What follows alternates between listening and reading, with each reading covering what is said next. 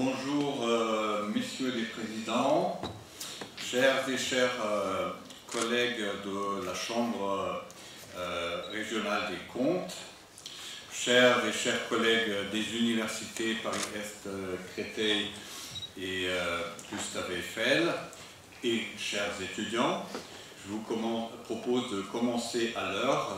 La maître de cérémonie m'a dit qu'il fallait respecter à la seconde le programme. Donc j'ai le plaisir et l'honneur de vous souhaiter la bienvenue de cette première rencontre entre la Chambre régionale des comptes d'Île-de-France et l'École d'urbanisme de Paris, que nous avons intitulé « L'évaluation des politiques publiques en partage ». Donc cette journée va se dérouler en 3 temps. Donc dans un premier temps, nous aurons une série de discours introductifs sur une convention de partenariat entre la Chambre régionale des comptes d'Île-de-France et l'École d'urbanisme de Paris au service de l'évaluation des politiques publiques. Et ensuite, nous aurons la possibilité et l'honneur de procéder à la signature de cette convention entre Monsieur le Premier Président de la Cour des comptes, Pierre Moscovici, et le Premier Président de la Cour des comptes régionale, les présidents des universités et les 2 co-directeurs de l'Institut d'urbanisme. Et par la suite, cet après-midi, nous aurons l'occasion d'établir une table ronde sur l'évaluation des politiques publiques en Île-de-France, avec la participation du professeur Daniel Béard de l'École d'urbanisme de Paris, le conseiller maître à la Cour des comptes Emmanuel Gianesini, la professeure Corinne Larue de l'École d'urbanisme de Paris, la professeure Christine Le-Lévrier de l'École d'urbanisme et le premier conseiller de la Chambre régionale des Cours des comptes d'Île-de-France, Vincent Cronier de Briand. Donc, les interventions, donc j'ai le grand honneur de demander à Monsieur le Premier Président de la Cour des comptes, Pierre Moscovici, qui nous a fait l'honneur d'ouvrir cette journée, de prendre la parole. Merci, Monsieur le Premier Président.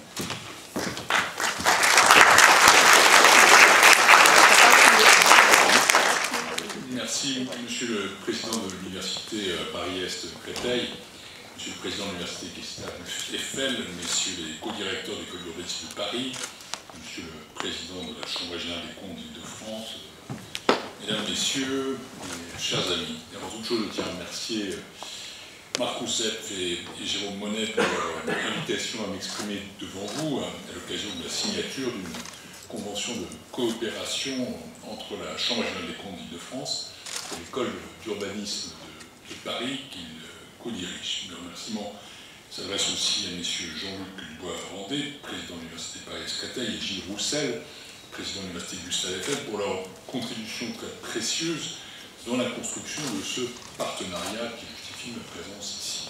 Je souhaiterais enfin remercier chaleureusement Christian Martin, le président de la Chambre régionale de France, pour cette initiative qui mérite d'être saluée, dont je vais essayer d'expliquer un peu les ressorts. Cette rencontre entre 2 univers professionnels, nos 2 univers professionnels, est à mes yeux particulièrement importante parce qu'elle témoigne, de mon point de vue, de la manière la plus concrète qui soit, de l'ouverture des juridictions financières, de la Cour des comptes à Paris, Chambre régionale des comptes dans nos régions, au monde du savoir. C'est une ambition forte que je nourris depuis ma nomination comme premier président de la Cour des comptes, c'est en juin 2020, que le renforcement des échanges avec l'immense réservoir d'expertise et de talent que sont les universités. C'est un levier particulièrement prometteur pour conforter la parole indépendante et respectée des juridictions financières auprès de nos concitoyens. Voilà pourquoi j'ai moi-même déjà signé, le 30 septembre dernier, devant la Cour des comptes, une convention coopération avec la conférence des présidents de l'université, Monsieur le Président, qui vient s'ajouter à celle déjà engagée avec le CNRS. Vous voyez qu'il y a là une démarche, oui, que j'ose dire politique. Je ne peux que me réjouir de constater que les liens entre les juridictions financières et le monde universitaire et scientifique se déclinent désormais, depuis aujourd'hui, au niveau local et tout particulièrement ici, sur le sol francilien. Les synergies que nous créons par ces actes s'inscrivent à un moment de profond changement pour les juridictions financières, la Cour des comptes et les chambres régionales des comptes, avec un élément qui est pour moi tout à fait majeur, qui est la montée en puissance de notre mission d'évaluation des politiques publiques. Nous continuons, bien sûr, à être des juridictions, des magistrats des comptes. Nous continuons à faire du contrôle de collectivités, d'organismes, évidemment. Nous certifions les comptes, à commencer par ceux de l'État, mais de plus en plus, nous évaluons des politiques publiques, nous allons évaluer des politiques publiques, y compris locales. Et c'est pour moi un vecteur de transformation absolument majeur. Aujourd'hui, je le dis sans détour, la qualité de la dépense publique est plus que jamais une absolue nécessité. Il ne nous aura pas échappé que nous sommes dans une période exceptionnelle, une crise pandémique qui a frappé la France comme le reste du monde depuis maintenant près de 2 ans, et que la réponse qui a été apportée était ce qu'on a appelé le « quoi qu'il en coûte », avec un volume de dépenses publiques, des mesures d'urgence au plan France 2030, en passant par le revenu d'engagement jeune, les milliards déployés en un temps record pour relancer notre économie, un volume qui est jamais connu, avec aussi des déficits, des dettes qui sont très importants. Et ça nous oblige à nous poser une question qui est celle de l'efficacité de la dépense publique. Quand on dépense beaucoup, et ça peut être légitime, il fallait le faire pour réduire les conséquences économiques et sociales de la pandémie, il faut dépenser bien, et lorsqu'on dépense encore plus, il faut dépenser encore mieux. En nier la nécessité, ce serait pour moi une hérésie absolue, quoi qu'on pense pour le reste, au niveau de la dette, du déficit, etc. Je n'ai aucun problème à dire que le quoi qu'il en coûte fut évidemment légitime, profondément utile à la société. En revanche, contrairement à ce que je peux entendre parfois, ne pas se pencher sur les conséquences ensuite de ces choix, relâcher notre vigilance au nom d'un fatalisme lié à l'exceptionnelle crise traversée, serait un aveu de faiblesse. Pour l'institution que je préside, ce serait une trahison de notre mission. La résignation est un suicide quotidien, disait Balzac, et de résignation, vous ne pouvez pas en trouver trace dans l'activité des juridictions financières. Pour s'adapter à ce contexte, j'ai lancé un grand chantier de transformation stratégique qui s'appelle JIR 2025, comme juridiction financière à l'horizon 2025, avec pour but de construire à cette échéance, c'est demain en vérité, des juridictions plus modernes, plus rapides, plus agiles, comme on dit, plus en phase avec les attentes des citoyens, et l'évaluation des politiques publiques trouve toute sa place dans ce chantier de transformation. Pour répondre à la fois à la demande des citoyens et à la prise de conscience des décideurs publics sur le sujet, notre ambition, c'est de multiplier par 5 à l'horizon 2025 notre production en la matière. Disons que, pour être précis, aujourd'hui nous consacrons 4 à 5% de nos ressources seulement à l'évaluation des politiques publiques, qui est une mission constitutionnelle de la Cour des comptes depuis 2008, et l'objectif que j'ai fixé, c'est de passer à 20% d'ici à 2025. C'est tout l'objet de la transformation que nous menons, tout l'objet de la réallocation des moyens humains qui va l'accompagner. L'évaluation pose un constat clinique sur la structure et sur l'efficacité d'un dispositif, c'est bien sa dimension prospective qui lui donne tout son sel, toute sa valeur et qui interroge, interpelle, dérange parfois les pouvoirs publics. Poser aujourd'hui avec rigueur et précision les thèmes du débat sur les réformes en cours ou à mener, c'est permettre demain à la puissance publique, aux décideurs publics, de décider en toute connaissance de cause et donc de décider mieux. Nous vivons une époque de crise, elle se succède à un rythme accéléré, crise financière, crise démographique, crise migratoire, crise écologique, crise géopolitique, crise démocratique, crise sanitaire, qui les a un peu en quelque sorte toutes concentrées. Et en même temps, le débat public s'accompagne, je ne vous apprends rien, de la prolifération des fake news, de l'exacerbation de l'émotion, au détriment parfois de la raison, en particulier sur les réseaux sociaux, avec un alignement du temps politique sur le temps médiatique. Tout cela est très déstabilisant pour le citoyen. Je pense que nos concitoyens ont précisément besoin de ce que nous appelons à la Cour un tiers de confiance, de sources d'informations qui sont rationnelles, qui sont indépendantes, qui offrent des clés de décryptage à partir de faits, de données, d'analyses objectives, de propositions étayées. L'évaluation rigoureuse des politiques publiques est, je crois, une des solutions qui permettent précisément d'objectiver à nouveau le débat. Quelle que soit la thématique retenue, je vais citer quelques exemples: lutte contre la prolifération des algues vertes en Bretagne, attractivité des quartiers prioritaires, sécurité routière, pour ne citer quelques-unes des évaluations que nous avons faites récemment.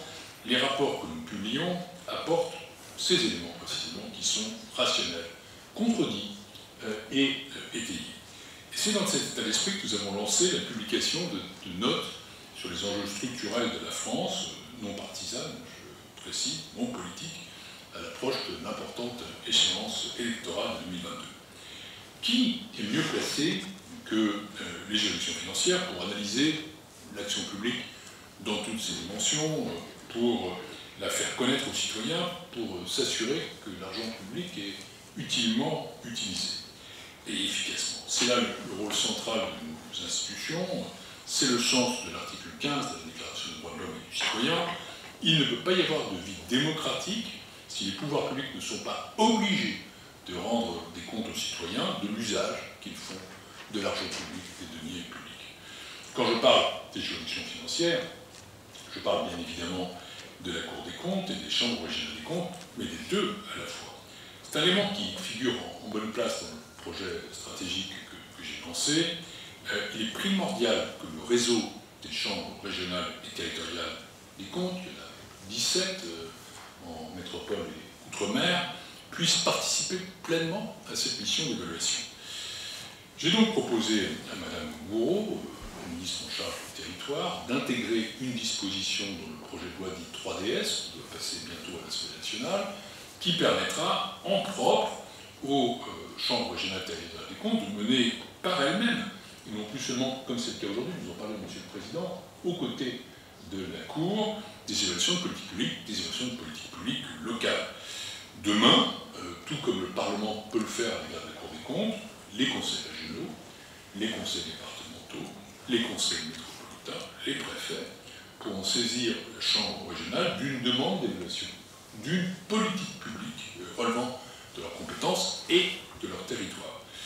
J'y vois évidemment un atout considérable pour l'efficacité de l'action publique, mais également, c'est peut-être ma vision, bureaucratique et de chef de corps qui parle, une vertu dans le sens plus général d'un rapprochement des juridictions financières que j'encourage depuis ma nomination. Le local et le national, en vérité, ce sont deux aspects de la décision. Donc il est logique aussi que les chambres régionales et la Cour des comptes se rapprochent sans cesse davantage, et j'y vais. J'ai cette conviction, je veux dire, cette vision. Face à l'imminence de ce tournant pour les chambres régionales et territoriales des comptes, les synergies, leurs synergies avec le monde universitaire sont essentielles.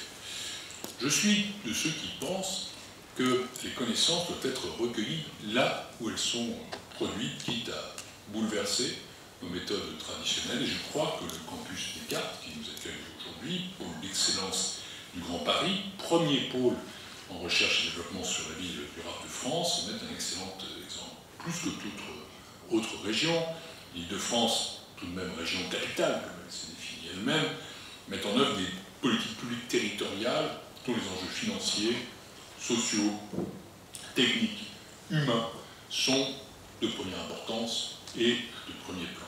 Et leur étude nécessite parfois un savoir spécifique et faiblement disponible.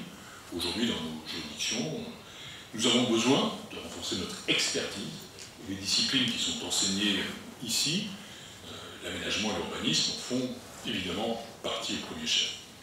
C'est tout l'objet du contrat de partenariat entre la Chambre régionale des comptes francilienne et l'École d'urbanisme de Paris, qui nous vaut d'être réunis aujourd'hui, que de mettre à disposition ce savoir, cette expertise scientifique, à travers un dialogue inédit entre les magistrats de la Chambre régionale et les enseignants-chercheurs, les étudiants, les laboratoires de recherche de l'École d'urbanisme de Paris. En retour, cette école pourra mettre à profit les travaux de la Chambre régionale sur les acteurs publics de l'aménagement francilien et bénéficier de notre expertise, qui est aussi reconnue en matière de finances publiques, d'économie de l'aménagement, pour imaginer ensemble les futurs urbains d'une métropole mondiale qui cherche à répondre aux défis de notre époque. En somme, comme on dit, c'est une association gagnant-gagnant où chaque partie pourra tirer pleinement bénéfice des compétences de l'autre. La Chambre régionale des comptes d'Île-de-France, et je veux en féliciter le président Christian Martin, peut donc s'enorgueillir de ce partenariat qui, au-delà de l'École d'urbanisme de Paris, lui permettra de mettre en synergie l'ensemble des expertises académiques présentes au sein de ces universités de rattachement, puisque j'ai bien compris que c'était une construction originale, à savoir Gustave Eiffel et Paris-Est, Créteil-Val-de-Marne, dont les compétences dans les sciences de l'ingénierie pour la première, dans le domaine de la santé et de l'environnement pour la seconde, ne sont plus à démontrer. Nul doute que les membres de ces prestigieuses structures d'enseignement contribueront utilement par leur qualité, par leur connaissance scientifique, aux travaux d'évaluation que la Chambre régionale publiera donc dans un futur proche. Elle le fait déjà avec nous, elle le fera bientôt par elle-même.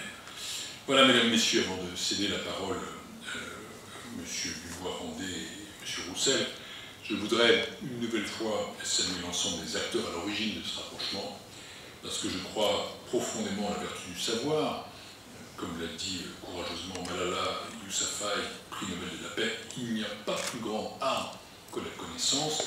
Je souhaite que cette première convention partenariale entre l'université, l'ensemble de l'université, et une chambre régionale ne reste pas un cas isolé, mais qu'elle fasse école, qu'elle essaie.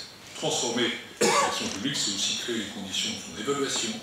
C'est ce que nous faisons aujourd'hui ensemble, et j'ai confiance en chaque partie pour jouer pleinement son rôle dans ce qui est, à notre échelle, modeste, mais néanmoins décisive, une grande ambition au service de nos concitoyens. Merci de votre attention.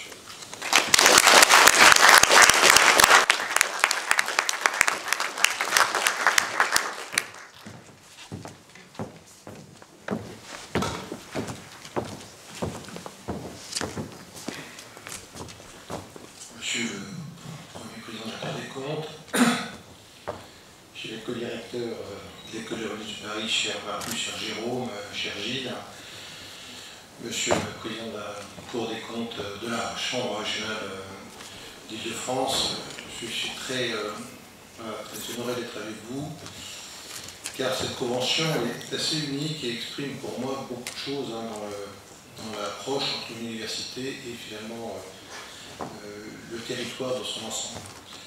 Comme vous le savez, l'Université de Paris-Est-Créteil s'est positionnée sur à quoi sert une université. La question pourrait paraître tout à fait banale, mais pour le citoyen, cette question est quand même assez pertinente.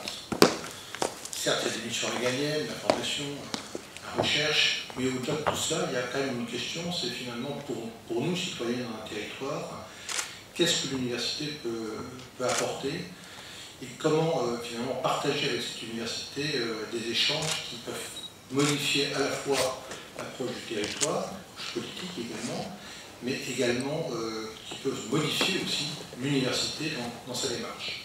En ce sens, c'est sans doute qu'on avait posé un projet dont on attendait aujourd'hui la réponse par le Premier ministre, qui est un projet qu'on a appelé ERAS, qui est un projet d'une université engagée, qui est d'ailleurs dans une forme anglo-saxonne, proche d'ailleurs de ce qui fait beaucoup en Angleterre, en Hollande et au Canada en particulier, qui est justement l'interpénétration entre un territoire et une université. Et c'est en ce sens que l'école urbaniste de Paris, et on a discuté plusieurs fois avec les co-directeurs, est assez exemplaire parce qu'elle porte ce côté holistique d'approche finalement d'une relation entre l'université, des universités, et au bout du compte des collectivités, une réflexion à la fois intégrant des politiques publiques, certes, des approches recherche, formation, mais au-delà de ça, tout ce qui va être autour d'éléments plus subtils, qui sont les inégalités, la justice sociale, la justice spatiale, qui au-delà des finances portent quand même beaucoup, on l'a vu dans ce pays, un certain nombre de tensions.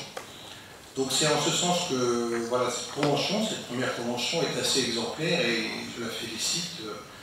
Et je félicite donc ceux qui en sont dans cette démarche pour voilà, concrétiser comment une université, des universités peuvent porter un projet avec la Chambre régionale des comptes sur des politiques publiques et comment une expertise peut venir à la fois finalement des enseignants-chercheurs, mais également des étudiantes et étudiants qui vont participer également de cette réflexion.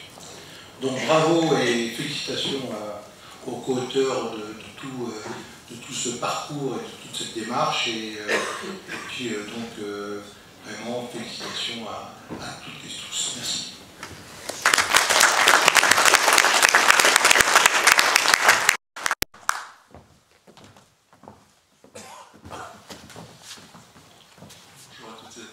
Monsieur le Premier Président de la Cour des comptes et Monsieur le Président de la Chambre régionale des comptes d'Île-de-France, Monsieur le Président, Messieurs les co-directeurs. Donc je suis très heureux d'être présent aujourd'hui devant vous pour la signature de cette convention.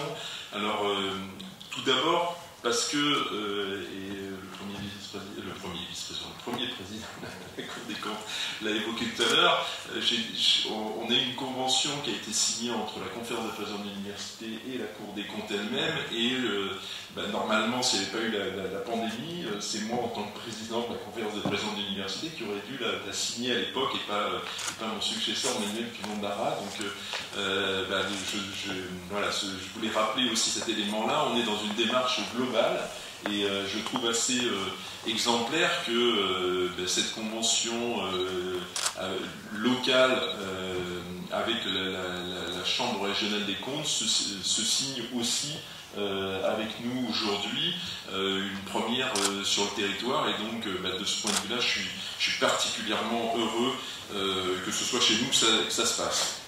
Le deuxième point que je voulais évoquer rapidement, et c'est en lien avec ce que disait Jean-Luc, c'est que l'Université Gustave Eiffel, dans son positionnement stratégique, a choisi d'afficher depuis le début une dimension appui aux politiques publiques qui est très différenciante par rapport à l'ensemble des universités. On a dans nos missions cette dimension appui aux politiques publiques, et je suis très heureux que cette convention rejoigne cette dimension-là, avec cette dimension évaluation des politiques publiques qui fait partie de ce qu'on considère nous comme l'appui à l'action publique de façon plus générale, et le lien avec les acteurs territoriaux. Et donc cette convention, par le biais de l'EUP, s'inscrit totalement dans la stratégie de mon établissement, et donc de ce point de vue-là, j'en suis aussi heureux. Nous faisons un peu le chemin, le bout de chemin qu'il faut entre le travail de la Cour des comptes qui se rapproche des acteurs académiques, et nous souhaitons aussi aller en sens inverse, ou dans le même sens, je pense qu'il faut dire, pour se rapprocher des acteurs qui font et qui évaluent les politiques publiques. Donc cette convention est vraiment très complémentaire avec la stratégie de mon établissement.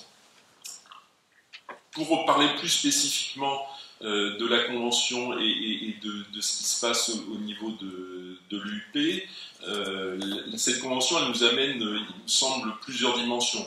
La première dimension, et ça a été évoqué également par le premier président, c'est la dimension du regard que peut avoir la Cour des comptes et ses chambres sur ce qui se passe sur les territoires, et ce regard très spécifique qu'ils peuvent apporter en tant que professionnels à nos formations, à nos laboratoires. Et donc moi je suis très heureux, dans le cadre de cette convention, la dimension apport de la Cour des comptes aux travaux de l'EUP soit bien marquée, qu'elle puisse avoir une dimension aussi accueil des étudiants, des stagiaires de l'université. Je pense que c'est aussi un élément très utile pour l'université, avec ce regard très spécifique qui va bien au-delà, on le voit dernièrement, vous évoquez les notes, qui va bien au-delà des analyses purement financières ou comptables que peut mener la Cour des comptes par ailleurs. Donc ce premier champ me paraît extrêmement utile et j'en suis très, très heureux également. Et le deuxième point que je voulais évoquer, c'est cette dimension évaluation des politiques publiques.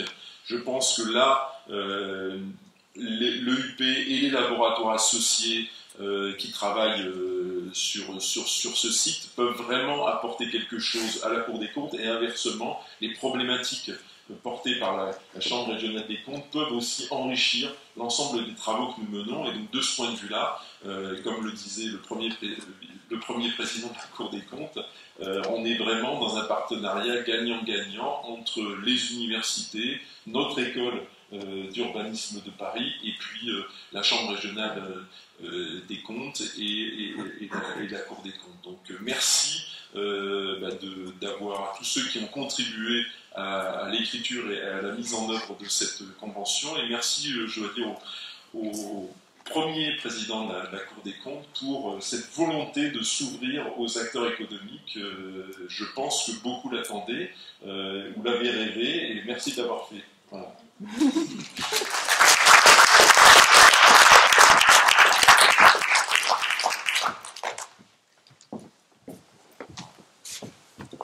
Bonjour à tous. Je vais poursuivre, pardonnez-moi, avec ces discours de remerciements. Ça peut peut-être paraître un peu protocolaire et formel à tous les amis étudiantes et étudiants qui sont présents, mais vous savez, bon, ce rapprochement entre la Chambre régionale des comptes d'Île-de-France et l'École de Paris est une étape importante qui ne va pas forcément de soi. C'est deux univers assez distincts, assez distants même a priori, qui se rapprochent, c'est extrêmement important, d'où quand même ces mots de reconnaissance.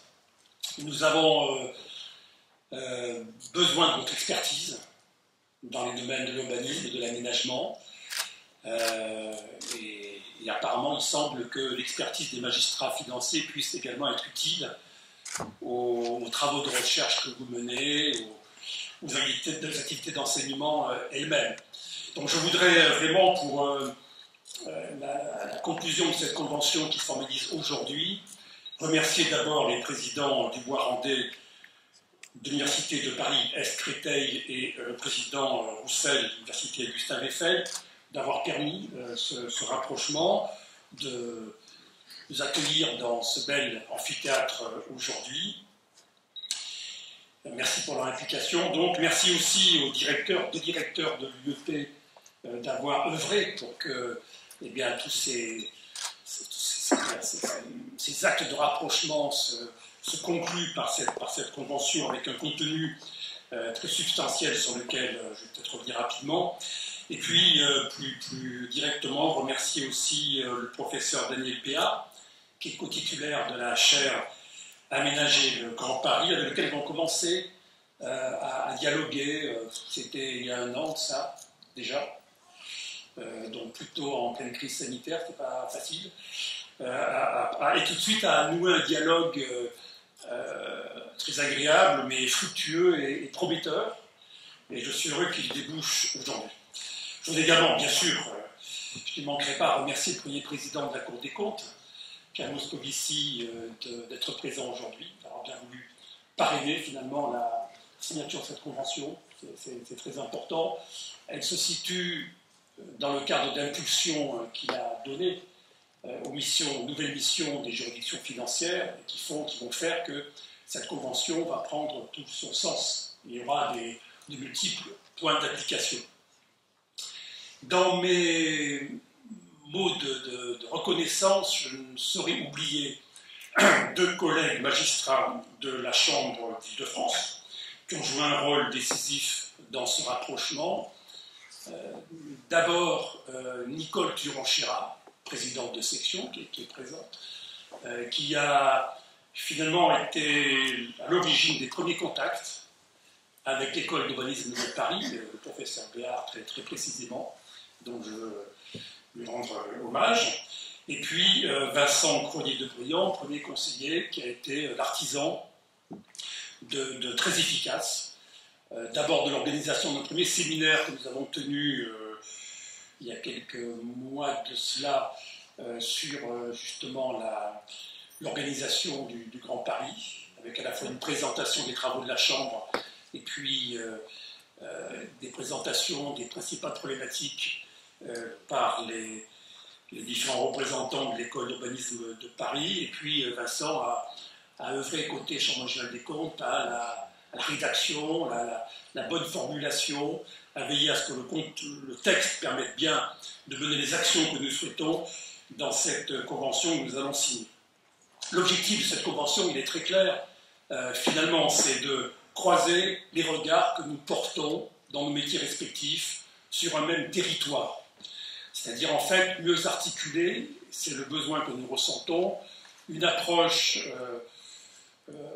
financière, une approche par le contrôle de la gestion et une approche, une approche de rationalisation spatiale, une approche territoriale, en vérité. Et nous devons, nous, Chambre régionale des comptes, par rapport à ces missions qui évoluent, qui s'enrichissent, d'évaluation des politiques publiques, être davantage capables de mieux comprendre les relations entre les choix de programmation urbaine, qui sont censés prendre en compte les usages actuels, mais aussi anticiper sur les pratiques futures, qui évoluent très vite, on le voit en matière de mobilité, par exemple. Donc les choix de programmation pour le logement, l'activité économique, les transports, les choix d'implantation des équipements publics structurants ou de proximité, et les impacts que ces choix de programmation urbaine et d'implantation d'équipements et dimensionnement d'équipements ont sur les dépenses d'investissement et de fonctionnement des collectivités que nous contrôlons. Et ce lien est, me semble-t-il, très important, parce qu'au fond, quand nous contrôlons une grande ville, ou une ville moyenne, ce qui intéresse le citoyen, c'est de comprendre pourquoi les grandes politiques sont menées avec plus ou moins d'efficacité. Alors, le logement est vraiment un exemple emblématique, mais il est important, bien sûr, pour nous, d'évaluer la qualité de la gestion, sa régularité, mais il est tout autant important pour informer complètement le citoyen, de lui expliquer pourquoi les grands besoins en matière de logement sont pas mieux résolus qu'ils le sont aujourd'hui. Donc nous avons une mission là d'explication, de vulgarisation même, de mécanismes extrêmement complexes. Lié aussi la question de la rationalisation financière, rationalisation spatiale, avec celle de la gouvernance des collectivités. Et c'est là peut-être nous pouvons vous apporter un peu de notre expertise. Il est bien évident, par exemple, si on prend la métropole du Grand Paris, que l'organisation administrative et financière de cette métropole explique pour une bonne partie l'immobilisme que l'on constate en matière de grands déséquilibres territoriaux et financiers au sein de cette métropole. Donc voici brièvement résumé pourquoi la CRC d'Île-de-France place de grands espoirs dans la mise en œuvre de cette convention de coopération. Alors j'y prends un plaisir tout particulier parce que finalement, parler davantage et avec des experts, enseignants, chercheurs et étudiants, parce que nous comptons bien en accueillir, parler davantage d'aménagement et d'urbanisme permettra de renouer avec ma formation initiale d'ingénieur urbaniste, précisément. L'école des ponts n'est pas si loin. En tout cas, cette convention va constituer, j'en suis sûr, un très bel outil pour l'enrichissement, notre enrichissement mutuel dans l'exercice de nos missions. Il nous appartient maintenant de la faire vivre, et je pense que les travaux pratiques vont commencer très prochainement. Merci beaucoup.